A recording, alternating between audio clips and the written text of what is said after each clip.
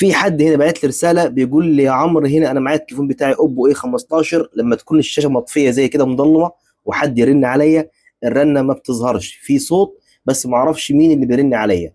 الرنه تخلص تنور الشاشه ويظهر الرقم، ولو الشاشه مفتوحه زي كده تظهر الرن عادي كانه ما فيش اي مشاكل. رحت لاكتر من حد قال لي التليفون محتاج سوفت وير وعليه بيانات مهمه. لو المشكله دي مع اي حد فيكم تابع الشرح عشان تحلها بنفسك. الحل بسيط جدا، تابع معايا. لو عندك نفس المشكله دي هتحلها بنفسك، تليفونك في ايدك. الحل هنا بسيط جدا، كل اللي عليك علامه الاتصال اللي هي دي، هندوس عليها هنا، هيقول لك معلومات التطبيق او التطبيقات اللي فوق دي، هندوس عليها زي ما انت شايف هنا.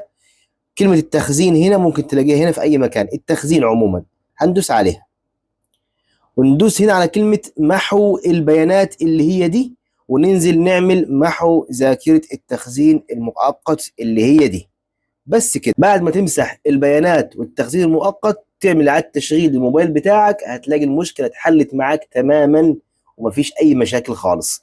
هتلاقي اي حد يرن عليك سواء الشاشة مطفية او مظلمة هيظهر عندك الاسم والبيانات بكل التفاصيل، وكأنه مفيش مشكلة حصلت من الاساس. ولو دوست على التطبيق وما ظهرتش عندك معلومات التطبيق، ادخل على الضبط ودوس على التطبيقات عندك واختار تطبيق الهاتف، هتلاقي البيانات عندك امسحها والتخزين المؤقت برضو عندك امسحها. وبس كده، تحياتي ليك، بحبك في الله.